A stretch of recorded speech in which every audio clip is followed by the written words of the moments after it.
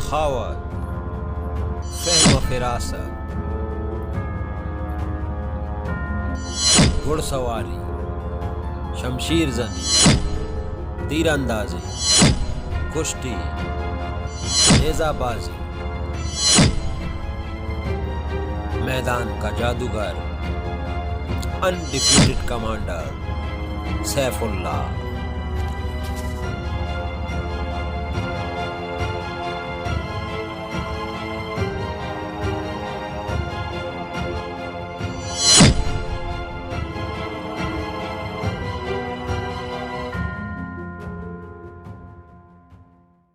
इस्लाम दुश्मनों, फसादियों और नबूवत के झूठे दावेदारों से निपटने के लिए 11 लश्कर तश्कील दिए, जिनमें पहले लश्कर का सिपाहसालार खालिद बिन वलीद थे। हज़रत खालिद बिन वलीद ने सबसे पहले तुलैहा बिन खुवैलिद की खबर लेने का फैसला किया। इस बेहुदा और कज़ाब शख्स ने नबूवत का झूठा दावा कर रखा था। तुलैहा बिन खुवैलिद एक फरेबकार और मकाराना बातें बनाने में माहिर शख्स था। उसने अपनी चिकनी चुपड़ी और फरेब और सहरंगेज़ बातों से बहुत से लोगों के ज़हनों पर कब्जा कर लिया था। हज़रत खालिद बिन वलीद रज़ी अल्लाह अन्हु ने इस फितने को जल्द ख़त्म करना चाहा। बस आप कूच पर कूच करते और हफ्तों का सफ़र दिनों में तय करते, बलाए नागहानी की तरह झूठों के सरदार तुलैहा के सर पर जा पहुँचे। हज़रत खालिद की तुलैहा और उसके हवारियों के साथ कई लड़ाइयाँ हुई। ये बड़े ढीठ लोग साबित हुए। इधर शिकस्त खाकर भागते, उधर फिर से जमा होकर मुकाबले पर आ जाते। आखिर शिकस्त पर शिकस्त, एक तरफ तो उनके हौसलों पर दरारें डालने लगी और दूसरी तरफ उनकी अफरादी कुव्वत कम होने लगी। सूरत-ए-हाल को देखते हुए तुलैहा ने अपनी सारी कुव्वत यकजा करके हज़रत खालिद से फैसला कुन लड़ाई करने का इरादा किया। खुद हज़रत खालिद बिन वलीद भी यही चाहते थे कि इस कज़ाब के सारे हवारी जमा हों तो आप इस फितने को हमेशा के लिए ख़त्म कर दें। आखिर वो वक्त भी आ गया जब हक़ व बातिल आमने सामने थे। फिर क्या था, अल्लाह ताला की तलवार बिजली की तरह हरकत में आई और एक ही हमले में बेशुमार दुश्मन खाक व खून में लूटने लगे। हज़रत खालिद की देखा देखी मुजाहिदीन भी अल्लाह का नाम लेकर दुश्मन पर टूट पड़े। इस्लामी लश्कर का ये हमला इस कदर शदीद और जानलेवा था कि तुलैहा और उसके हवारी जान बचाने के लिए भेड़ बकरियों की तरह इधर उधर भागने लगे, लेकिन उनके लिए आज किसी तरफ अमान न थी। उनकी अक्सरियत मारी गई। तुलैहा खुद हज़रत खालिद बिन वलीद रज़ी अल्लाह के हाथों ज़िल्लत आमेज़ शिकस्त खाकर जान बचाने के लिए शाम की तरफ भाग निकला। एक रवायत के मुताबिक बाद अज़ां तुलैहा तौबा करके सच्चे दिल से मुसलमान हो गया था और उसने बाकी ज़िंदगी बाद मुसलमान की हैसियत से बसर की और इसी हालत में दुनिया से रुखसत हुआ। तुलैहा से निमटने के लिए हज़रत खालिद बिन वलीद ने मालिक बिन नवैरा का रुख किया। ये शख्स कबीला बनु तमीम का सरदार था और रसूलुल्लाह सल्लल्लाहु अलैहि वसल्लम के वफ़ात के बाद ज़कात देने से मुनकर हो गया था और मुसलमान लश्कर के ख़िलाफ़ लड़ने पर आमादा था। चुनांचा खालिद की सपसालारी में मुसलमान मुजाहिदीन ने मालिक बिन नवैरा पर हल्ला बोल दिया। देखते ही देखते बुज़दिलों और मुर्तदों का ये टोला मैदान छोड़कर भाग निकला। भागने वालों में से अक्सरियत मुजाहिदीन के हाथों मारी गई। इस मार्के में मारे जाने वालों में ख़ुद मालिक बिन नवैरा भी शामिल था। इस्लाम का एक और दुश्मन अपने हवारियों समेत हज़रत खालिद बिन वलीद के हाथों अपने अंजाम को पहुँचा। अब हज़रत खालिद बिन वलीद ने मसलमा कज़्ज़ाब के साथ दो हाथ करने का फ़ैसला किया। मसलमा कज़्ज़ाब इंतहाई झूठा, मक्कार और फरेबी शख्स था। इस बदफितरत की फरेबकारियों का अंदाज़ा इस बात से लगाया जा सकता है कि उसने न सिर्फ नबूवत का झूठा दावा कर रखा था, बल्कि इस बेहुदा शख्स ने नबी करीम सल्लल्लाहु अलैहि वसल्लम पर यह बहतान भी बांध डाला कि आप सल्लल्लाहु अलैहि वसल्लम ने उसे अपना सांझी बना रखा था। उसने अपना एक बाकायदा लश्कर तश्कील दे लिया जो न सिर्फ तादाद के लिहाज से एक बड़ा लश्कर था, बल्कि जदीद और वाफर जंगी सामान से भी लैस था।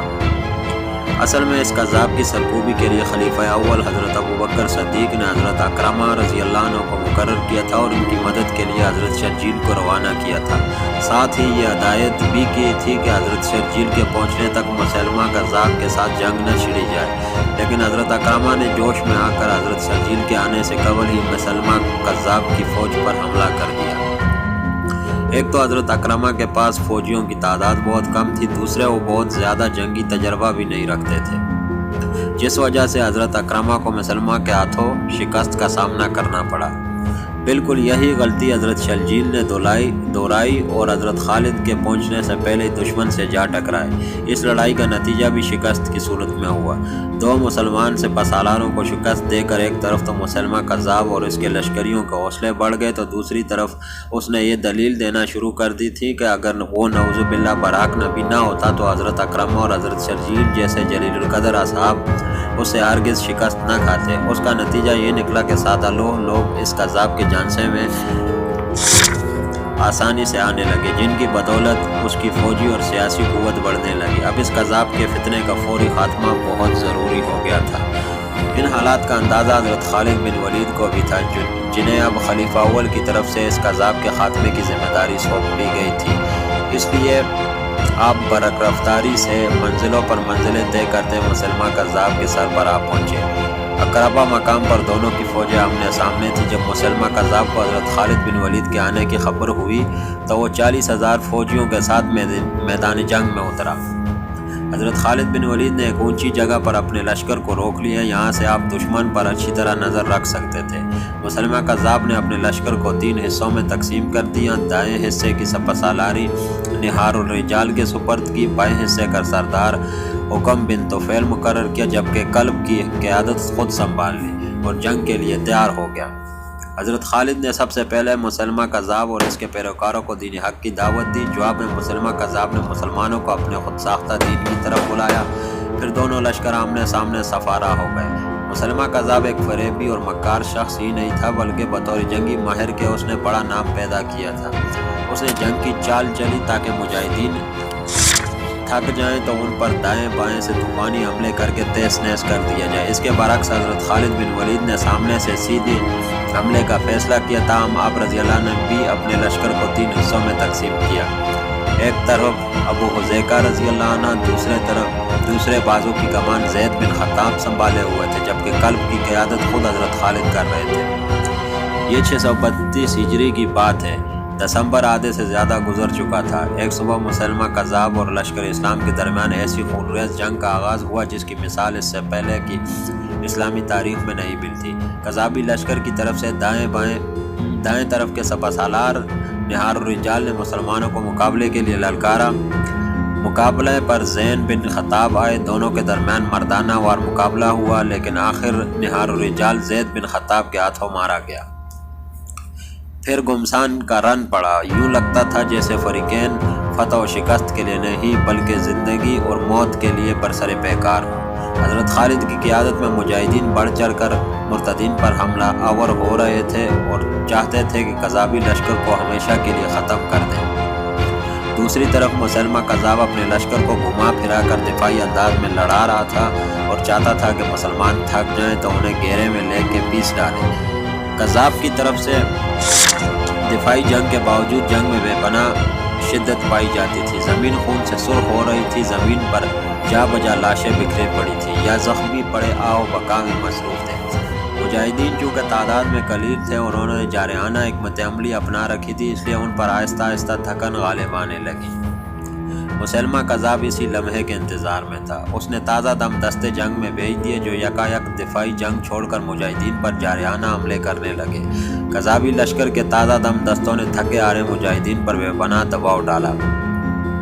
لشکر اسلام حملوں کی شدت سے پسپا ہونے لگا تھا۔ مسلمانوں کی پسپائی کی وجہ صرف یہ نہیں تھی کہ وہ تعداد میں کم تھے اور لڑتے لڑتے تھک چکے تھے۔ تاریخ گواہ ہے کہ مسلمانوں نے ایسی بے شمار جنگیں لڑی تھی جن میں دشمن کی تعداد ان سے کئی گنا زیادہ تھی، لیکن مجاہدین نے اللہ کے فضل سے انہیں شکست فاش دی۔